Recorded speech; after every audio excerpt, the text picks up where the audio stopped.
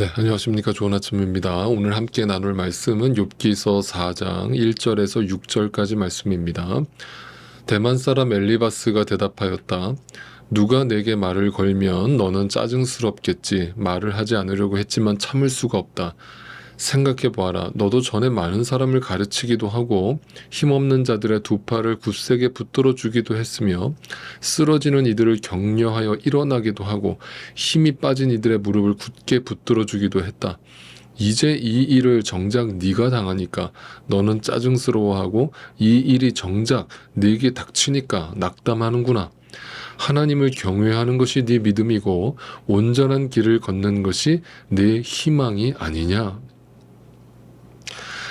자, 이제 오늘 4장부터는 드디어 욥의 친구들의 변론과 조언이 등장하게 됩니다. 무려 40장까지 이어지는 어떻게 보면 좀 지루하기까지 한 변론이 시작되는데요. 그런데 시작하기 전에 먼저 이런 말씀을 좀 드리고 싶습니다. 이 대화를 쭉 저와 함께 읽어 가시다 보면 아마도 이런 생각이 드실 겁니다. 이거 오늘날 교회 안에서 우리가 흔히 듣는 말들인데 또 우리가 흔히 생각하는 오해들 아닌가? 또 우리도 이런 식으로 생각하면서 신앙생활하고 있지 않은가? 라고 하는 생각이 드실 겁니다. 이 욥의 친구들이 나누는 대화의 핵심은 이겁니다. 야, 욥, 임마, 너 좀 생각 좀 해봐. 하나님은 실수가 없으시고 하나님은 정직하시고 의로운 자들을 돌보시고 복을 내려주시는 하나님이신데 네가 이렇게 이유 없이 고난을 당하겠어? 그러니까 하루속히 하나님께 나아가서 회개해. 그리고 정직하고 청결해. 거룩하게 살아. 너 그러다 더 맞는다. 네. 마치 불난집에 부채질하는 방식, 이런 식으로 조언을 하는 교회 안에 많은 권사님들과 사역자님들을 우리는 쉽게 만나게 됩니다. 죄송합니다. 제가 그분들을 판단하거나 정죄하고 싶은 마음은 없습니다. 그러나 그분들이 뭔가 보지 못하고 있는 것이 있기 때문에 안타까움으로 이런 말씀을 드리고 있는 것입니다. 그러니까 기독교가 왜 오늘날 이렇게 되었는가를 곰곰이 생각할 때 그 질문에 대한 답을 생각해 보면 뭔가 성경에 대해서 우리가 단단히 오해를 하고 있다. 뭔가 성경을 제대로 못 보고 있다. 뭔가 자기가 보고 싶은 것만 보고 듣고 싶은 것만 듣고 믿고 싶은 것만 믿고 있다라는 결론밖에 내릴 수가 없는 거예요. 자, 하나 예를 들어 보겠습니다. 가장 먼저 오늘 4장에 보면 이제 엘리바스라고 하는 친구의 조언이 등장하고 있는데, 자, 5절, 6절을 읽어보면 이렇습니다. 이제 이 일을 정작 네가 당하니까 너는 짜증스러워하고 이 일이 정작 내게 닥치니까 낙담하는구나. 하나님을 경외하는 것이 네 믿음이고 온전한 길을 걷는 것이 네 희망이 아니냐. 자, 이 엘리바스의 말은 쉽게 말해서 이거죠. 야, 너는 평상시에 네가 평안할 때 사람들에게 불평하지 마라, 짜증내지 마라, 감사해라, 하나님께 찬양해라, 이렇게 말해놓고는 정작 너도 고난을 당하니까 너도 똑같지 않느냐? 한마디로 뭐예요? 언행 불일치를 지적하고 있는 거죠. 여러분, 만약에 이 말이 사실이라면 이 엘리바스의 말이 맞는 말입니까? 틀린 말입니까? 네, 맞는 말이죠. 아니, 자기는 평상시에 실컷 사람들한테 항상 기뻐하세요, 범사에 감사하세요, 쉬지 말고 기도하세요라고 설교를 해놓고 정작 자기 자신에게 고난이 찾아오니까 자기가 힘드니까 하나님께 불평하는 목회자, 여러분 같으면 용납하실 수가 있겠습니까? 네. 정말 엘리바스의 말은 틀린 말이 하나도 없습니다. 정확한 지적이라고 할 수 있어요. 너는 평상시에 그렇게 말을 해놓고 정작 너도 똑같은 인간이구나, 이런 평가 아닙니까? 그런데 여러분, 다 좋은데 다 맞는 말인데 여기서 한 가지 뭐가 빠져 있는가를 잘 생각해 보세요. 뭐 중요한 전제 하나가 빠졌죠. 그럼 너는 이라고 하는 주제가 빠졌습니다. 자, 항상 우리가 누군가를 지적할 때 손가락을 이렇게 한다고 했잖아요. 그러면 한쪽 손가락은 그 사람을 향하고 있지만 나머지 세 손가락은 누구를 향한다고 해요? 나를 향한다고 하잖아요. 그리고 마지막 이 검지는 누구를 향해요?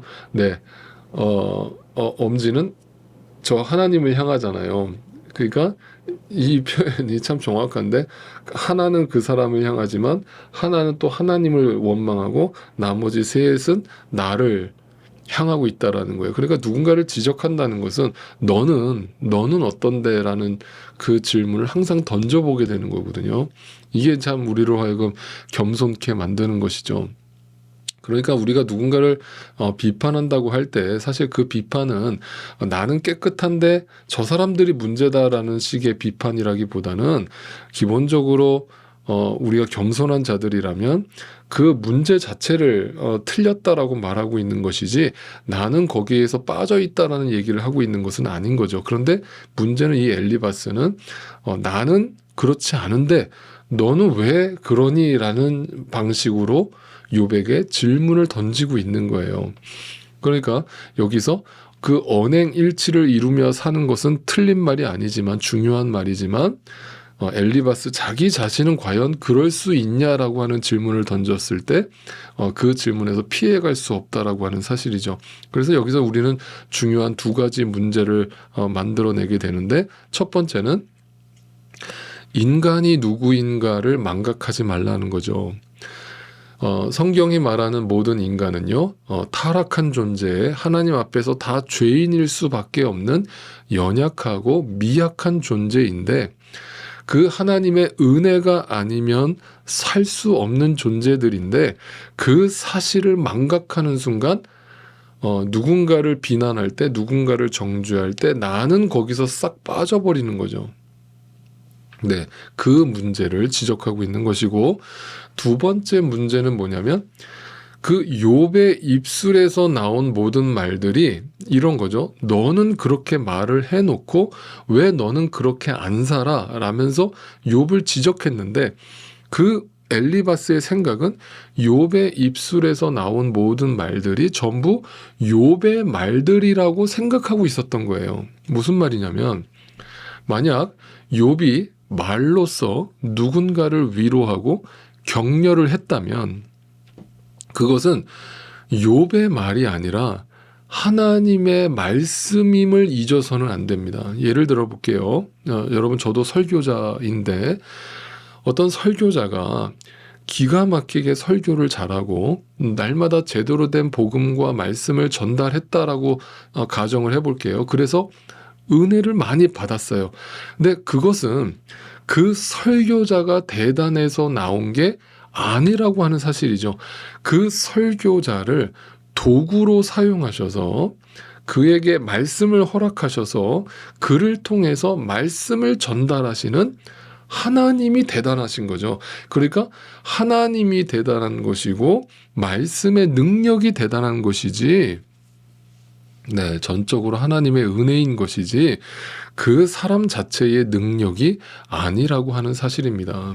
그러니까 우리가 이것을 망각하면 언행일치라고 하는 주제는 중요한 것이지만, 네, 중요하게 지켜야 되는 것이지만 그 언행일치라고 하는 주제에서 나는 쏙 빼놓던지, 아니면 그 사람의 입술을 통해서 들려오는 모든 말씀들이 전부 사람의 말이었다라고 착각을 하든지, 네, 이 두 가지 문제에 빠질 수 있다라고 하는 사실입니다. 그래서 저는요, 누군가와 대화를 할 때도 항상 제가 귀를 열어놓으려고 노력을 해요.